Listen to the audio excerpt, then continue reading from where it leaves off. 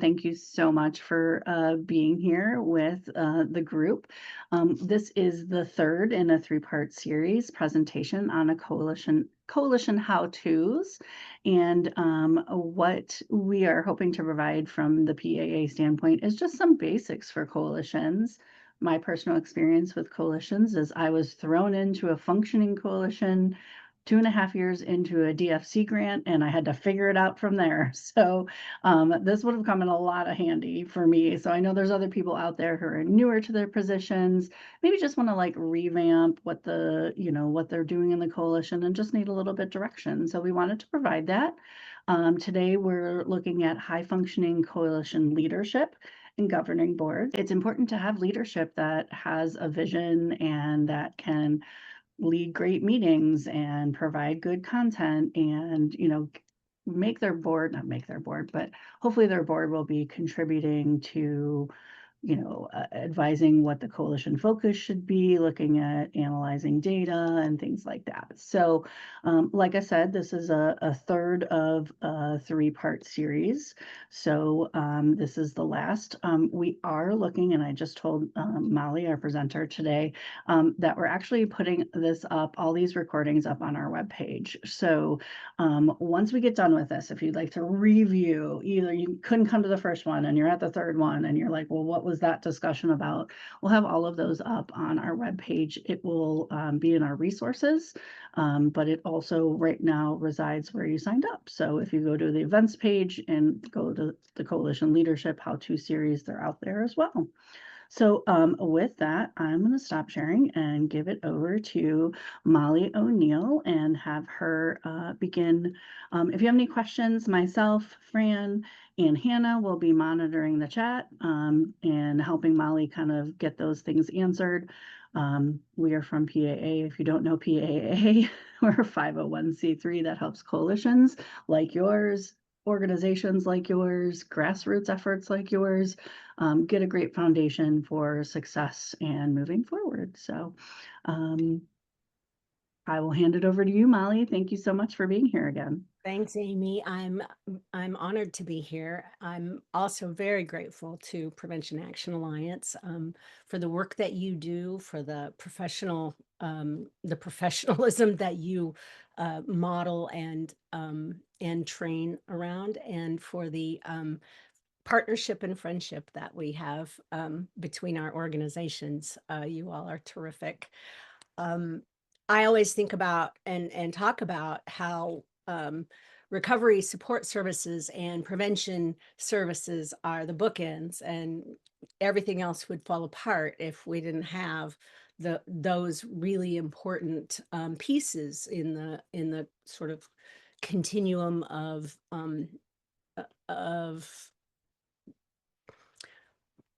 the field of trying to support people who to not get into addiction, who do get into addiction, and then who do get into recovery. So I am Molly O'Neill. I am your presenter today, and I I have about 30 plus years leading as a CEO and in leadership roles for nonprofit organizations, particularly and almost exclusively in the addiction prevention, treatment, and recovery field. My expertise is really around a startup and turnaround for organizations and mobilization. I have 40 years, a little more than 40 years in recovery from substance use disorder myself, which makes me awfully, awfully grateful. Yes, I see the wonderful smiles on your faces because I put, instead of my silly face up on here, which you can already see, I put my heart and soul right up in here on on the screen. This is Ruby. She is my 4-year-old granddaughter, and she played baseball this last summer, which is really amazing because she has some genetic issues that make it really tough for her to run and stand for very long and etc. But she is a total doer, and she just had a blast. So this is her in her little baseball shirt. She's super tiny also, so her shirt's a little big. But, thank you all for your smiles, at my precious Ruby. So our agenda today, we want to talk about high functioning nonprofit coalition boards. We want to talk a little bit more take a deeper dive into the roles and responsibilities of a high functioning board. And we really want to talk about activating your folks and getting them going, and really utilizing those committees. And then we've talked in previous sessions a little bit about the legal responsibilities. We'll talk a little bit again, touch on that again, but we will also then talk about at the end, how do you protect your board and the importance of that. First of all, I'm going to ask you to go into a quick breakout, just a real quick breakout, because I know that several of you, I think, have been on these trainings already. So I'm going to test your how much you paid attention previously, and and ask you to get with each other. And as you do your introduction, I want you to do your quick elevator speech for your organization. You're the ambassador. So why are you passionate about your organization? And when you're introducing yourself and your organization, or your coalition to the person that you're talking with, you know, tell them why they should invest in your organization as well. So if Hannah can break you out into pairs, we'll just give you 5 minutes. We're going to just do 1 or 2 quick comments about your conversation. Anybody? Valerie? You're front and center for me. Sure. We had a good conversation. We each kind of gave our own spiel. My coalition is just developing, so it was good to kind of hear what other coalitions are doing. We shared a little bit about each of our data and whether that's suicide deaths in school districts or just in county trends overall, and used that in our pitches. Great. Anybody else? Quick comment? Francesca or Constance or Vega or Kay? Amy? Amy has Amy? hand. Oh, Our Amy. big thing right now is our kids are wanting to focus more on mental health and trying to get our adult board on board. Because you go the mental health route, it takes you down the rabbit hole of substance use and misuse. I'll try it. It will help me relax. Not the drug-free clubs anymore, but more mental health and breaking the stigma that it's okay. We're all different in one way or the other. We all have bad days, good days, something that triggers. And we're all in it together because we trying to figure it out. Yeah, that's interesting. That's interesting information. So I'm going to go ahead and share again.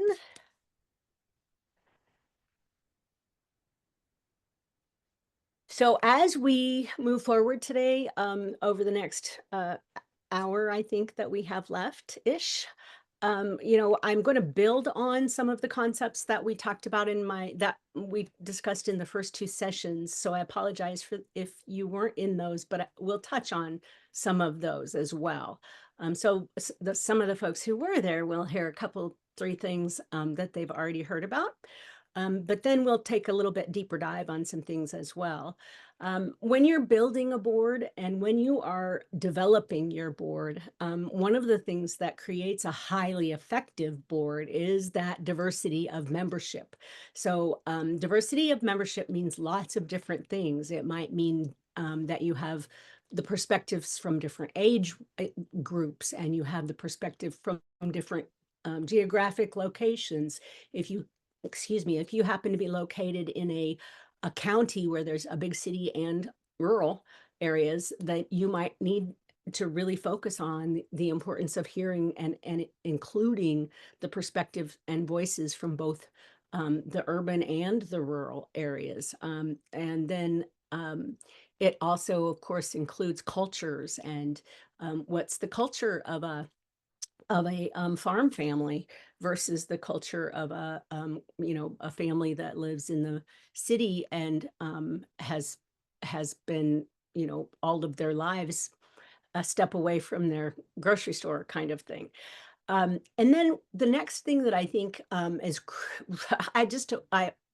want to say that it's, and I did this last time too, didn't I, Hannah? Everything is the most important thing, but I feel like that one of the things that is a prevention measure in preventing your board from going askew or getting kind of out of their path or off their out of their guardrails, off the highly effective journey that you want them to be on, is if they don't know what they're supposed to be doing. Because we as human beings, if we don't know something, we typically make it up. So your board will do that too. If they don't have clear understanding of their roles and responsibilities, then they'll either decide for themselves what they are, which can get really messy really fast, or they will just not function at all, which is, of course, very, very problematic as well. So it's truly important to make sure that you have defined and clarified roles and responsibilities for your board members from the very, very beginning, and that, in that recruitment process. So building a highly effective board includes effective communication. It includes board evaluations.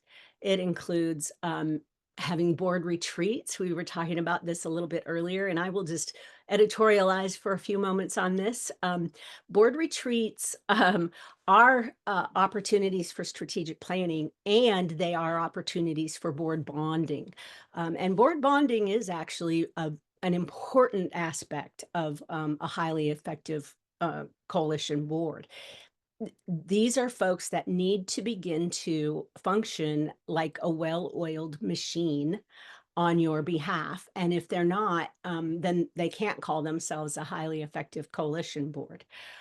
So that's thus the graphic that I have on this page is it's important that they're working in concert, not that they agree on everything. That's absolutely not what I mean, but that they all understand what the mission is, what the goal is, and what the strategies are, and they have a connection with one another so that they can be walking this path shoulder to shoulder. So there's also a need for conflict management. There's a need to develop the culture that you want. You have a good culture.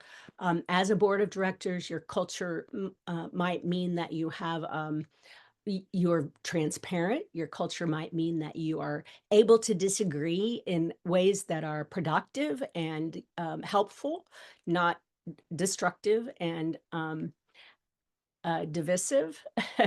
So conflict management is a very important skill, and frankly, it's a skill that your board chair needs to be implementing.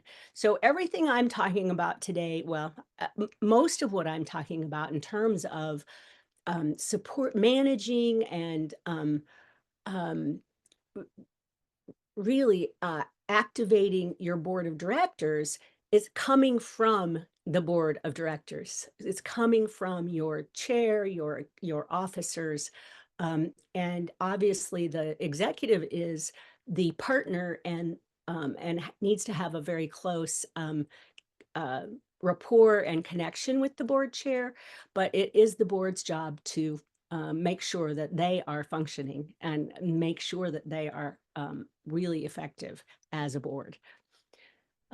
Accountability is a priority, and that is a priority especially for the board chair. But it also, that's where effective communication comes in as well. If the board chair doesn't reach out or doesn't have the communications avenues with the rest of their board, then that's going to be a tough thing for them to be able to hold anybody accountable. And certainly, and almost I would say almost instinctively, a board person needs to be dedicated to the mission of the coalition. So this is from these are from an organization called Leading Resources, Inc. And I came across them a while back, and I thought that they were really on target. So I want to talk about, and I will go more in depth on each of these habits as we go. But I also want to encourage you all, if you have questions or if you want to add comments, to either put those in the chat or raise your hand. And Hannah and Amy and Francesca, I'm sure will give me a heads up about that, because I do encourage dialogue.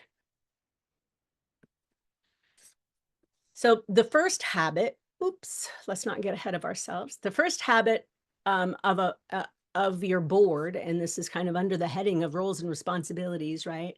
The first good habit is for the board members to cultivate the board as a distinct identity. And I did touch on this a little bit in the last session, in terms of, strong executives, strong staff leaders often will be seen as the identity of the organization. And that is, in some ways can be a positive thing, but it also needs to be managed by the board in the board's understanding of what their role is, because the board is distinct and different from the executive. The board has the governing responsibility, and the board has the hiring and firing responsibility of the executive. And the board has a very important role in that they are to evaluate the executive. So making sure that the board understands that they are not there as at the behest of the executive, but in partnership with the executive on behalf of the organization. It's also important that the board understand that they are the governing body of the organization. It's as a group, the board is different from any one of its members. So each member is an ambassador, of course, of the organization, but the members aren't why we're there as a board. The board is why we're there as members, and the board is there for the organization. So individual board members don't get involved in the operations of the organization at this level. They set policy and they set direction to the executive, and the executive handles the rest. And certainly, if the board wants to offer suggestions or ask for information, that is within their purview, certainly. But at this level, the board should really be functioning as a governance and policy board. 2, the board focuses on results and on monitoring results. This is really critical. And I love that we have so many tools and so many strategies for measuring results now. And it's important that the board of directors define the results that the organization should achieve. And of course, the executive and program staff may be involved in that, and there should be partnership there. So especially so that everyone's on the same page, but it is the board's job to make those decisions. And then they express those choices through written policies, right? And written strategic plans. And they regularly monitor. So there's those measures that get established. And as a coalition, as a highly functional coalition, you may have also hired an evaluator for your programs. And so you may have a professional from one of the universities who's supporting that process for you. And the board should be including them in their program committee meetings, and they should be inviting them to share the reports that they have and if you're paying them, they should be providing you with reports so that the board can monitor and really understand what's happening, how is it working, are we on the right track, where do we need it to adjust. And this is one of the issues that is, is about culture as well. If we're all learning together, if we're all working on this together, then nobody is to blame. And so measuring our success or measuring to find out where it's not working should be equally good, so that so that we're not fearful of measuring, and so that nobody's feeling afraid to measure or afraid to present outcomes, because it's all an opportunity for growth and change and improvement. And that feedback loop is critically important, and is established through that process of measuring and getting the reporting back on the results. So habit 3, the board ensures sufficient resources that are managed effectively. And I was talking to Amy and Hannah a bit before our training today about resource development and how challenging that can be for any nonprofit at any level. A highly functioning nonprofit should be really regularly reviewing the financial situation. And as we've talked about a little bit in the earlier presentations, board members need to be trained on how to read financials. And if they don't know how to read a financial, it's very important that you get them the training that they need for that, because this is their fiduciary responsibility.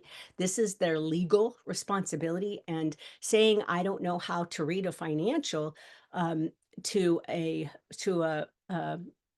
prosecutor or a someone who's trying to sue the organization for malfeasance is not going to get you out of that malfeasance. So having those opportunities for training, particularly in all areas, but particularly in the area of financial oversight, is something that needs to happen on a regular basis. And the board needs to help develop and approve the budget. So if you have, in a highly functioning board, you have a finance committee, and that finance committee is supporting the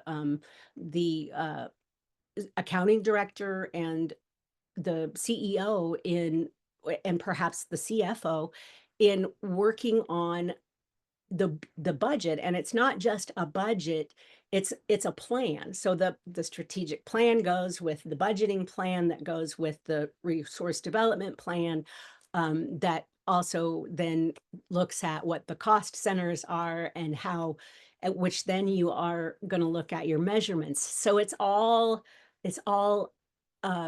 intertwined, and the board should be helping to make sure that all of those pieces are being reflected upon and included as the budget is being developed, because that's a planning tool for your organization. It's a planning tool for growth. It's a planning tool for stability and sustainability over time. It is the board's responsibility to make sure that the organization is fiscally sound. And part of that means raising funds. And part of that is developing resources from other places. In-kind resources can be very, very helpful. Partnerships with other organizations can be really helpful. And making a personal financial investment, is a responsibility of a highly functioning and successful board.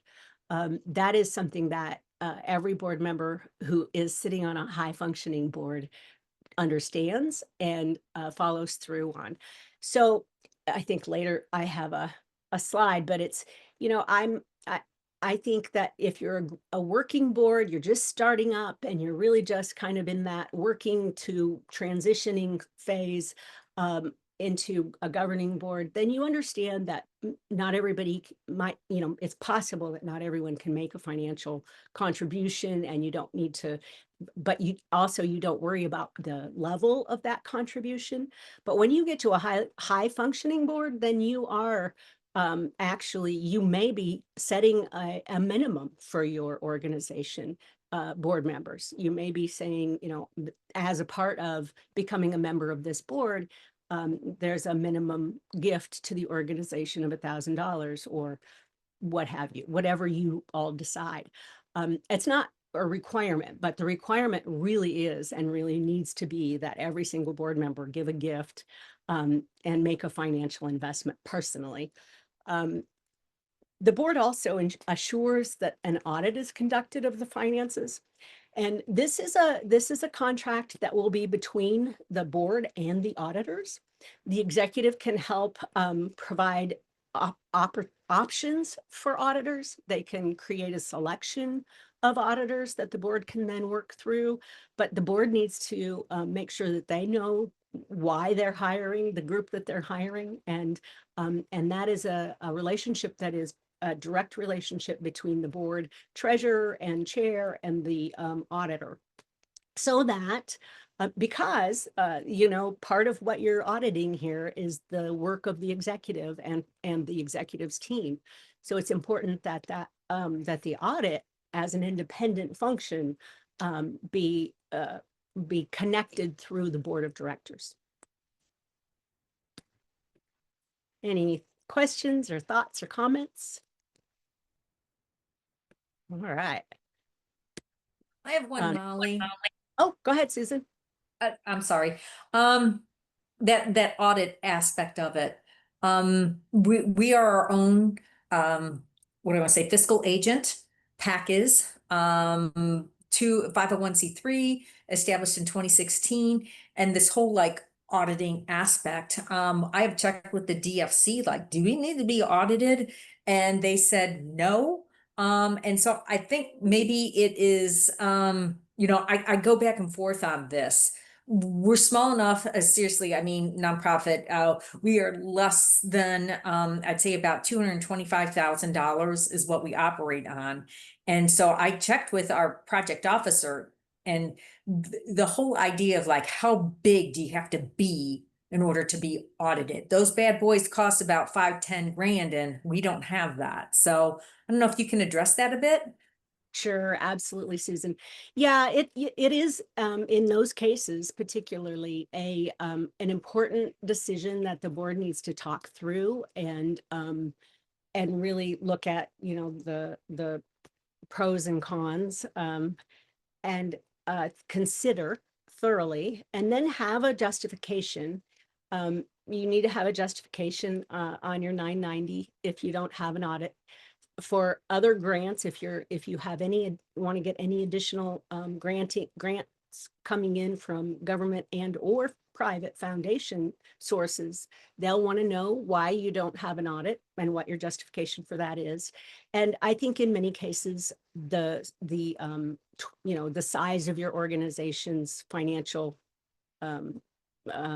assets will be enough for them to say that, yeah, that makes sense, and it's not worth making that investment at this time. If you have federal dollars, it can be, and I think perhaps in this climate, it might be worth the investment simply because there is more risk in the atmosphere right now. And when I say risk, I mean risk of being audited by the financial, by the federal government if they are giving you those dollars. So it's a decision that you have to just kind of make. If you have multiple funding sources and you have multiple programs and you are over maybe $500,000 in your budget size, it's really time to start considering an audit. And it doesn't have to be a huge audit. You can even ask the auditors to do a review, which is not, you know, it doesn't you know, it's not called an audit, it's called a review, but it is asking an outside financial expert to come in and review your financial situation and give you an opinion as to whether or not your financial situation looks clean and upright. So that would be another an alternative way of having that kind of a stamp of approval, so to speak, on your financial activities, would be to ask an auditing firm to just do a review. And that would probably, for a $250,000 or a $225,000 organization, I don't think that would be more than it shouldn't even be $3,000. So, but it can let both the board and the executive sleep better at night, knowing that there's an independent financial expert that has reviewed and you are in order as far as they can tell. And that will always be the qualifier, but from the information they've been given, that did that help, Susan? Cool. All right, good. And so certainly the board regularly clarifies the roles of the board and monitors their own board structure and whether it's effective, whether the way they are functioning is highly functional. And the board assures an orderly succession of board leadership. So you may have a board chair and then you may have a chair-elect, which means that the board has already decided who the next board chair will be. And I like that. I actually like that way of doing business, because then the chair-elect is working a little more closely even with the board chair and learning that role before they take it on. So I like the chair-elect structure, but it's certainly up to the board how they want to handle that. You also may, the flip side of that is you get a chair-elect in place and they begin to show signs of being a less than helpful board member. And then you feel kind of stuck. And so you have to address that and deal with that as well. And the board recruits their new members. I can't say this. If I say this 20 times, it's not enough times. The board recruits and approves new board members and orients them as to how to be effective board members. So the executive can identify someone who's interested in being a board member. They can identify someone as someone they think would be a really helpful or effective board member. But that needs to go to the board executive or recruiting committee.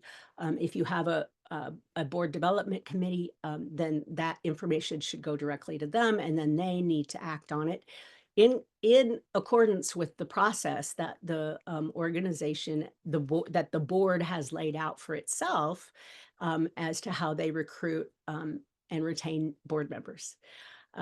So a highly functioning board doesn't even worry about people going outside and saying, oh, I'm on this board, you should join. Which is, that's what we do in the beginning, right? That's how we get things started. I love this group of people. They're really fun to be around. It's a really great cause. Why don't you just come and check it out? And then, somebody comes to a meeting and then all of a sudden they're part of the board and the coalition leadership. And that's perfectly acceptable in the very beginning. But as we transition into a governing body, and as we then transition into a highly effective governing body, and we have a 501c3, and we're really, we are responsible for this entity, then we have to really go through a process that is much more formal and much more thoughtful and mindful of who we're bringing on the board, who are going to be our leaders of this organization. This is the board matrix, and I hope you guys can see this okay, but it's got another page to it, but I wanted you to get a kind of just a little bit of a look at it. The board matrix, board attributes matrix, is really helpful to just get you know, an idea of what are the gaps, what are you missing, who is missing from your board. Do you have someone on your board that understands human resources?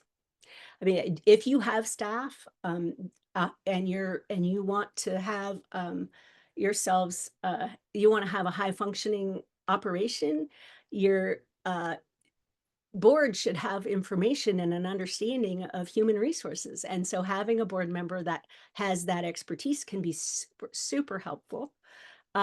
If you are working in prevention and treatment and recovery, having someone from public health can be a very big help to have someone from public health on your board.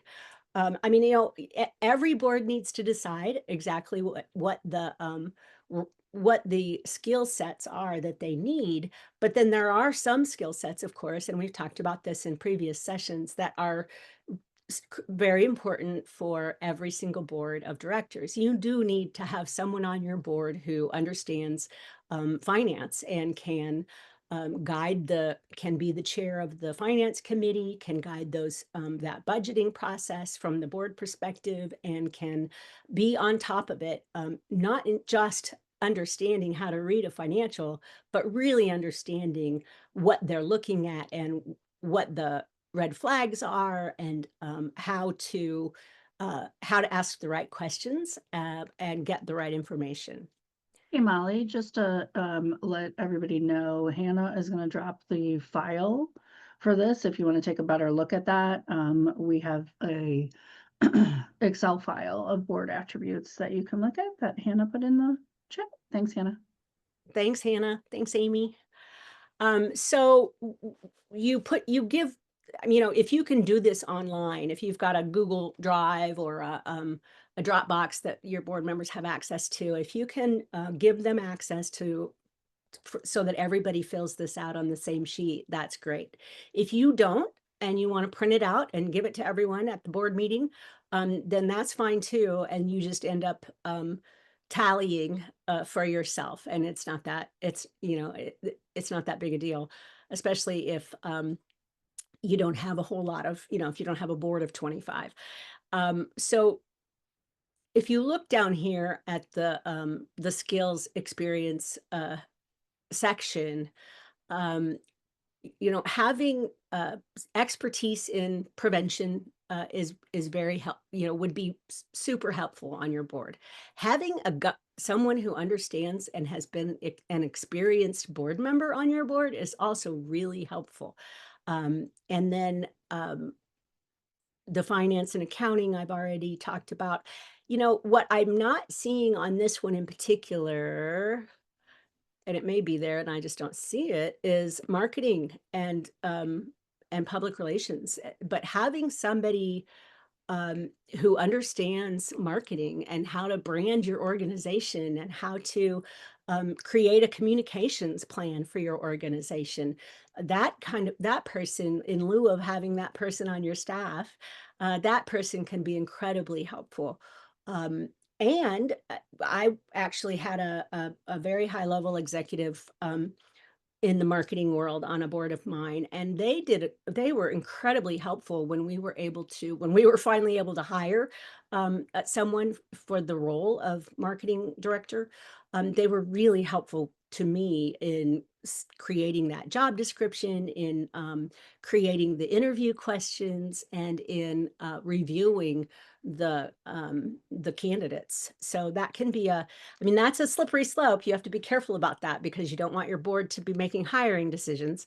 But if they have the expertise and you don't, then that's a great way to utilize that brain trust that you have in your board of directors. And that's those skill sets.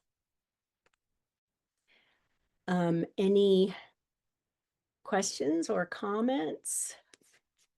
All right, we're moving right along. Habit 5 is that the board provides feedback and support to the executive. And the relationship between the board executive and the board chair has been researched and written about and pondered, and really it has been a source of important study and discussion over many, many years now. I think it's, at different stages, it's different.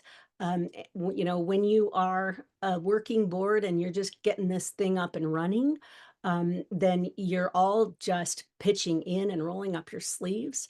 When you are getting into more of a governance, transitioning a little bit into more of a governance perspective, it's very important that the executive have a good relationship with the chair of the board, and that the chair of the board takes their responsibility of being there to be supportive and in partnership with the executive, and making time for that. So if a board chair is, too busy to do their job, then you need to consider the possibility that you need a different board chair, which brings me to board officer terms, and hopefully in your bylaws you have spelled out terms for your officers, and you need to, a highly functioning board is a board that goes by their rules and takes that duty very, very seriously. The board chair can assure that the chief is or that the chief executive is getting the kind of coaching and training and mentoring that they need. You may have an experienced executive, but they may not have high functioning level experience. And so you're going to support them in going to especially trainings around how to function as a nonprofit leader, how to function as a fundraising executive, because every executive director, regardless of of whether they have a development director or not, is a fundraising executive. And so they need to have the training in that, especially.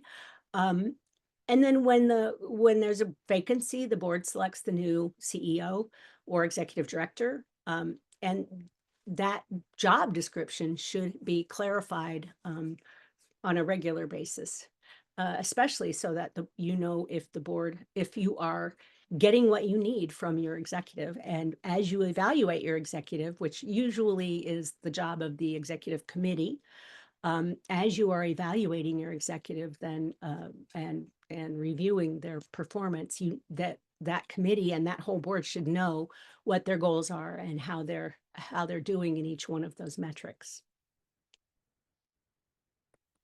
So, which is in a lot of boards, one of the transition sticking points is that you have a founding board, or you have a founding executive, because you had the one person who started this whole thing, and they chose to be the executive director rather than the board chair when it came time to choose.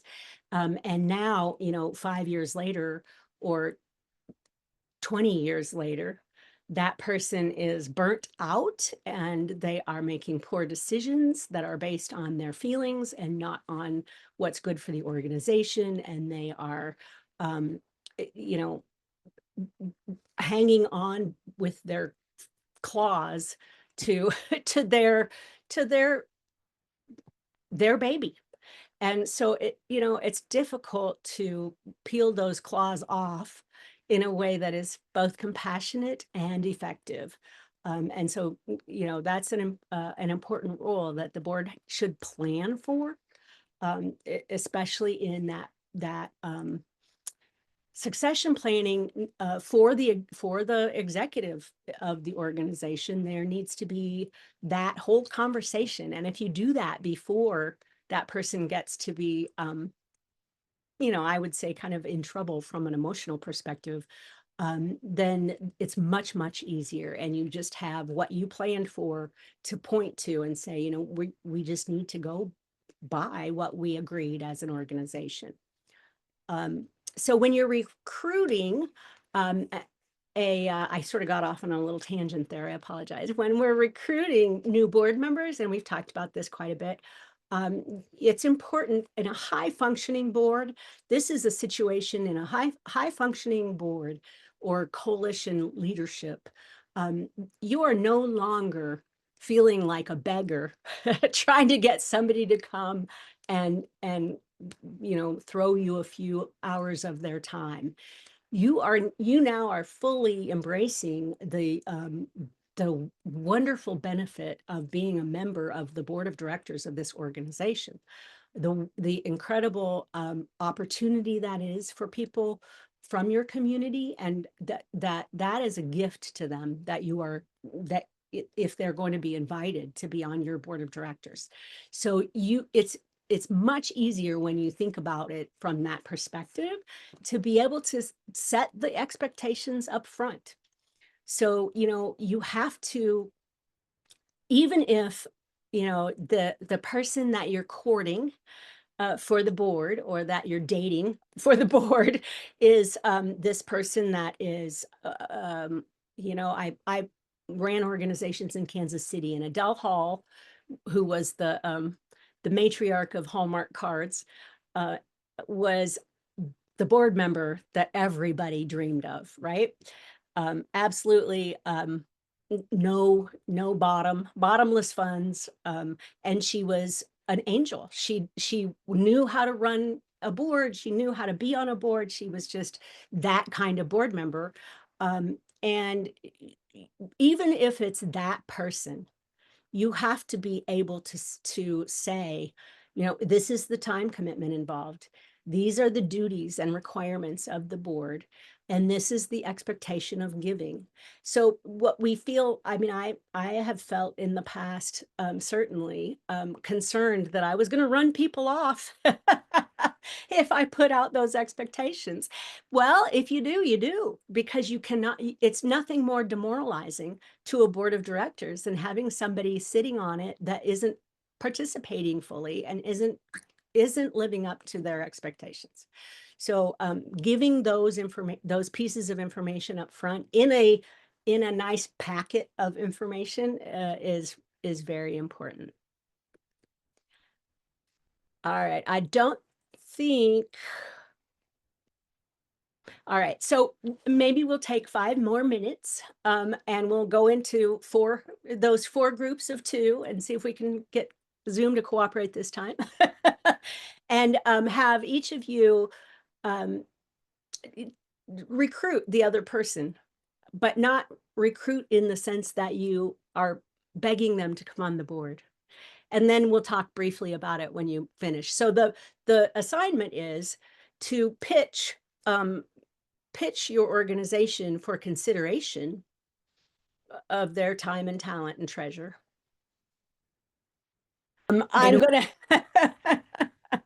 I'm gonna ask for someone else to sort of comment, or provide feedback, or just tell the group how that went for you. And Kay, if you're able to just even just come off mute, that so that you can join in, that's great. I can say how mine went.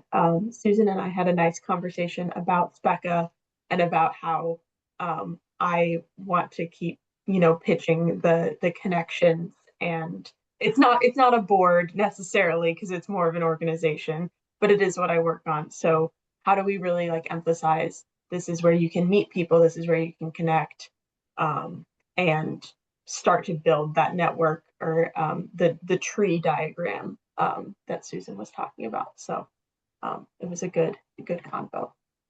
Great. Susan, did you understand what the commitment would be if you explored membership with Francesca? I have to laugh, because Francesca goes, sounds like you want to be on our advisory council. And I was like, going, oh. The responsibility, I don't think it was so much we chatted about that, but the importance of why you want to be part of this. There's so many intertwining of PAA, SPICA, OCAM, OPA, of all of this, to say we're all in this together. Let's make this happen, and especially if what's happening here in the state of Ohio on Monday's meeting, it's we're ready to steamroll. So hopefully, all of us collective as a voice in one form or another can make a difference here for the state of Ohio, and some of the things that are coming up in governments statewide. So not so much the board, but just the amount of networking. Oh my gosh, I could not have made it in this profession. And I'm just 5 years in, as far as just to like going, oh my gosh, Amy Coons, okay, yeah. Oh wait, Francesca, wait, hold on a second. Yeah, Maggie Luderis, wait, we need you. Yeah, type situation. So that I think is the importance of the network that you also bring to the board, because there again, fingers out of who knows who. That's very true. That's a very a good observation. Thanks, Susan. Shayna or Valerie, do you want to share about what you heard? I can say briefly, so we kind of talked about how you can take different angles based on what you know about the person. So I was saying, like, if obviously we would want someone who is in our county, ideally, just as a board too. So we talked about like the emotional appeal of that, of how our suicide prevention coalition is to lift up and support the community and to create a safety net of supports. And so because you live in Warren County or you have loved ones in Warren County, let's see where you fit in there. So kind of that emotional appeal is what I would pitch if that was the person that I was, looking at. But yeah, we talked about how you can kind of take different angles based on what you already know about the person. I think it's important to kind of do some research too before you approach them. Great, great. Okay, I'm going to say one or two things and then move on. What I think I didn't communicate well enough. One of the things that I think is really important about a high functioning board of directors is that everybody knows upfront what the expectations are and can make the commitment with eyes wide open. So having that conversation where you talk about, you have shared that there's interest, and Amy did a good job of this. She shared why there was interest in me, because I'm a farmer's wife and I'm really engaged in the faith community, and so they're looking for those particular attributes from a new board member. And what Amy didn't get to, and I don't think anyone else here did either, from what I'm hearing, is, we are a really high level functioning leadership team. And there are some specific parameters that are required of our leadership. And, we have I asked the question, so Amy kind of got to it. But I asked the question about, what the time commitment would be, because I was hearing all the reasons why I should join, but none of the commitment aspects. And that is something that for people who are really dedicated and interested and that are going to be high functioning on your board will not scare them away.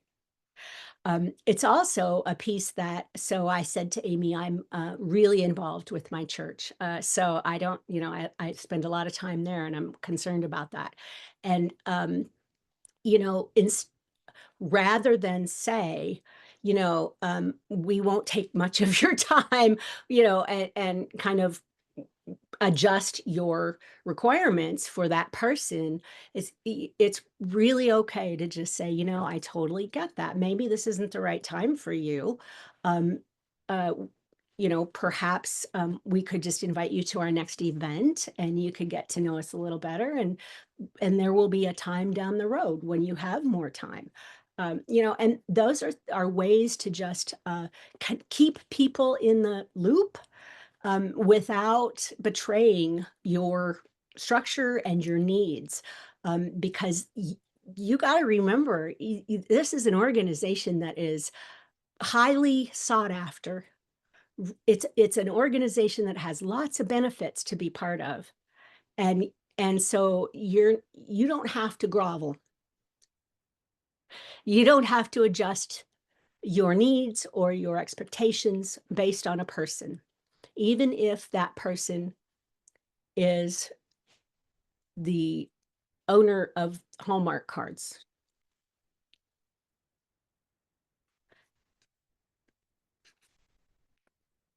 And frankly, they'll respect you for that as well, because that's an important thing to people who are high functioning, that they not be on boards. I've had lots of people say this isn't a good time, and I'm not willing to be on a board where I can't be fully committed. And that's like that's music to my ears. I love that when someone says that, because then I know that eventually when they do join, they're going to really be an effective board member. Can I ask a question, Molly? Absolutely. So I'm working on putting together a orientation packet for my advisory council, just basically outlining roles and responsibilities and commitment and all of that. Is there a recommendation on how long or short that should be? Is there like a that's kind of detailed, but like, is there a point where people just kind of like start skimming through the responsibilities versus paying attention to what I'm trying to lay out? Yeah, absolutely. And I think that bullet points are really the bullet points are the thing to do. And then when you meet with them, then you can give them more information about each of the bullet points. But Okay. you know, I wouldn't write long paragraphs. And of course, you want to have you want to have in there the things that are important. And if it was a board of a 501c3 board of directors, you would have that the bylaws and the a copy of the officers and directors liability insurance, and you would have the clear expectations. You would have a set of board norms. You would have the latest financials, and you would have the meeting schedules, and you know, the history and mission, and you know, the case statement, which we haven't talked about. But yeah, so if you have a case statement, Francesca, for your committee or a charter for the group, make sure that you have that in there. And even if it's long, you know, that would be something that I think people would read. Okay, thank you. Sure. I hope that was helpful. Whoops. How did I get clear back there? So we're going to talk just briefly again, because I know we did talk about this last time. But the onboarding process is a really an important aspect of a high functioning coalition leadership team. If you bring them on right, then they will be able to do their job well. So make sure and Francesca, you just asked the right question first, provide the board of directors a manual. So they have all of those pieces of information that they need and can review them. It should also include, I didn't mention, strategic plan. So the strategic plan that you have in place, whether it's you know, a little outdated or you're about to do it over again, they need to have that information so that they get the feel for the trajectory of the board or the trajectory of the organization, right? And any testimonials that you have, those are helpful to put into a board packet so that your board gets a treat, you know, so that they get to see this is why they do it. And so especially in boards in our field, it's pretty particular. And so it's most people who come on these committees and these boards do it because they have a personal connection. And so having that testimonial connects them to their personal connection. We talked about assigning a mentor. It's a very useful tool in aiding the onboarding of a new board member. And then assigning someone to a committee, assigning a new board member to a committee right off the bat is a great way for them to get engaged and involved. And in a smaller group setting, they can ask more questions that they might feel less comfortable asking in the full board meeting as well. So that can be a a helpful opportunity for them. And certainly if they have a particular skill set that they're bringing that you were looking for, then the committee assignment should be in alignment with that. And your board chair typically can make that assignment, which is, of course, in a gracious manner, an invitation to the new board member to participate with this particular committee. And then the board chair and the mentor should be checking in regularly with the new board member to see that they are feeling good about their choice to come on the board, to see that if they have any questions, to continue to invite them to all of the process. So we are trying to activate your high functioning board, right? Which can be really challenging. So that's kind of what the joke is here. Everybody's got their own agenda, and that is very often the case. So even if people have their own agendas, we still need to make sure everyone's unified around ours, right? Around the agenda of the organization, not our own personal one, but the agenda of the board, and which is to carry out the mission of the organization. Elements of a high functioning board, there's all kinds of communication happening. There's accountability. The board chair, again, is it's in their role and their job description to be holding people accountable for the commitments that they make, to be holding committee chairs accountable for the work that they're supposed to be doing, to be inviting everyone to participate in the board meeting, asking, if somebody's being quiet, asking them for feedback and asking them to weigh in on different topics of conversation during the board meeting to get people involved. Understand, the board chair should understand at least have a decent level of understanding of Robert's Rules of Order so that they can function in the board meeting as a good leader in that meeting, keeping things going. And then active committees. The highest functioning organization and board that I was part of had a really amazing active network of committees. It wasn't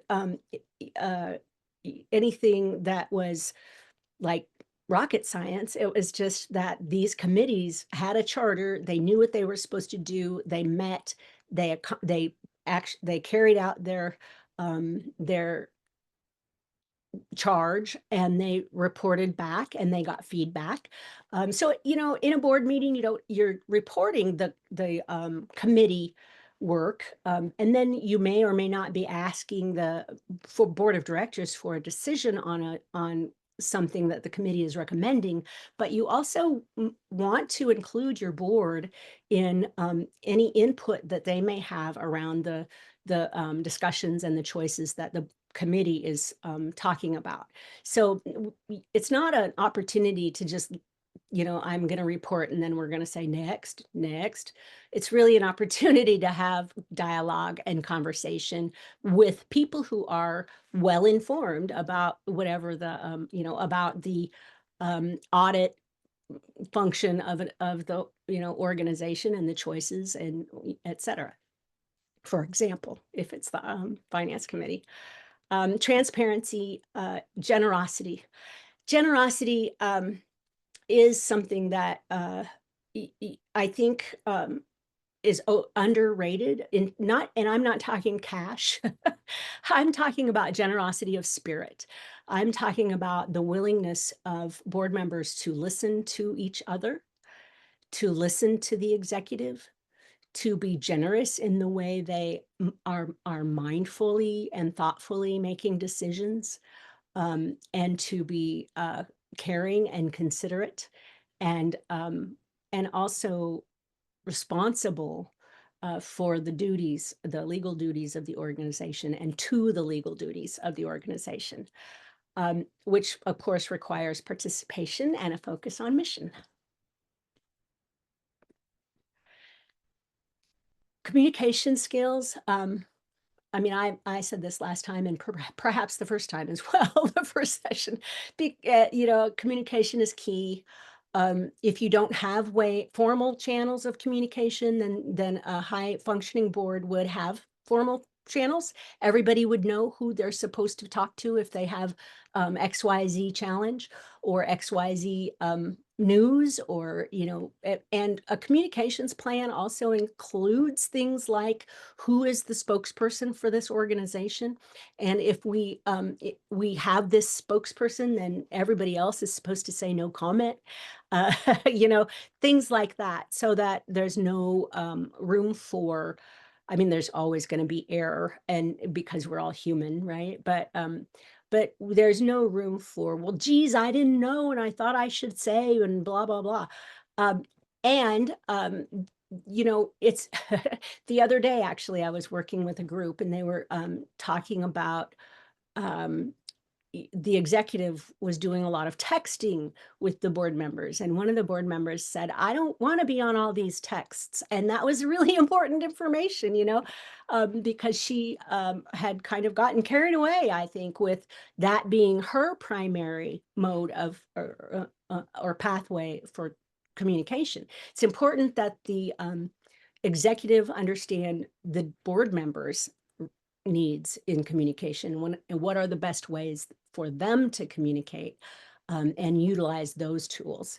And then that's helpful with one another on the board as well. All right, I'm not gonna beat this dead horse any longer. I will say, boundaries are important. You know, transparency is really important, but that doesn't mean we don't have boundaries. And so board members shouldn't be calling, you know, frontline staff and say, let's go have a cup of coffee without having had that conversation with the executive. I mean, that's a fine thing to do, but it needs to be, you know, everybody needs to understand what's happening here and that they want to do that. If you're going to evaluate your executive, do a 360 evaluation, then you're going to want to have conversation with the staff directly. But that needs to be something that everybody knows is happening. There's a purpose, you know, these are the guidelines for that. So it's not that we don't have boundaries. It's just that we all need to have a culture where we're not afraid. Activating your board means having job descriptions. It means having a regular cadence for your meetings, and that everybody understands what that cadence is. They have the link or the address or the times, and sending out notices. A high functioning board typically is getting some support, some administrative support from the staff, like reminders for meetings and sending out that board packet for that meeting at least a week in advance, and having advance notice on events. And then those clear expectations. So clear expectations also includes what you're expected to participate in. So, you know, bylaws can include the number of meetings that can be missed, but also it can include the number of events that can be missed. And if you're missing events and you don't have, you know, I used to say nobody died, which is, I don't say that anymore, but but it's, you know, these need to be the priority. And especially as your officers of this board, this needs to be their priority there. And that's a duty of loyalty as well. So having too many board memberships can be a problem. I've got governance chair down here because one of the committees that you can have that can be really helpful, and is often a committee of a high functioning leadership, is governance. And this is the committee that is charged with focusing on things like the bylaws and making sure that we're staying registered with the state, and making sure that we are following Robert's Rules of Order, and those people who are allowed to vote are the ones whose votes are being counted. And then also, you know, making sure that we are taking care of the legal responsibilities and duties of this organization. So if you have a governance committee, from time I've seen this happen, I've actually had this be a role that the governance board, the governance committee chair also joined as a part of the executive committee. So your chairperson, and I put up the wonderful chairperson of CADCA up here, and my notes are missing, so I'm not going to remember his name, which is terrible, but he's a very impressive person. He's the president of Cal State Fullerton, I believe, and has, he has that gravitas. And so I suspect that he is able to maintain accountability of his board members, perhaps even just by his gravitas, but also he would know, I'm positive, that it's his job to check in with his board members and make sure that they're, just ask them, have they got this done? Are they able to get it done? Is there any barrier? What can they do to be supportive, et cetera? The board chair asserts the structure in the meetings, and the governance chair and or the secretary can back that up in terms of Robert's rules. Delegating, the board chair delegates and appoints. So, we don't, in a high functioning board, we don't ask who wants to be on this committee. We actually look at skill sets and think about, oh shoot, I'm running over, and think about who should be on this committee. So that's one of the reasons that the board chair appoints instead of just asking for volunteers. These are the committees that are typically committees of a highly functioning board.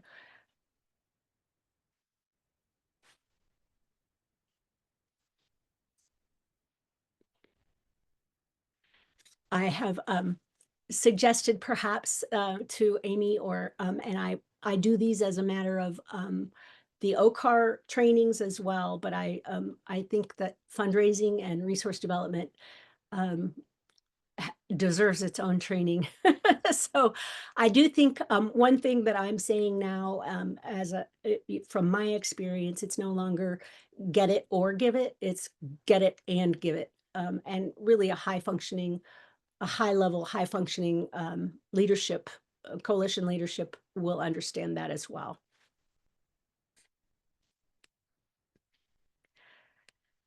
Last, really, the board conflict.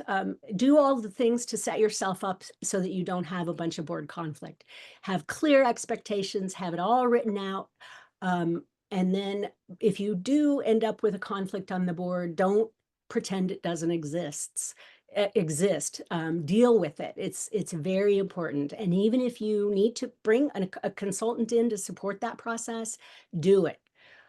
We can do hard things. We all do hard things on a daily basis.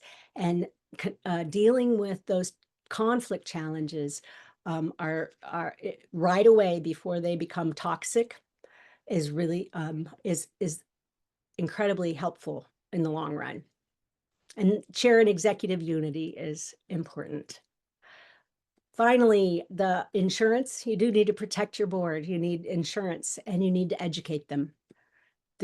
One of the biggest, I think, from you all, one of the biggest lessons is to equip people with knowledge.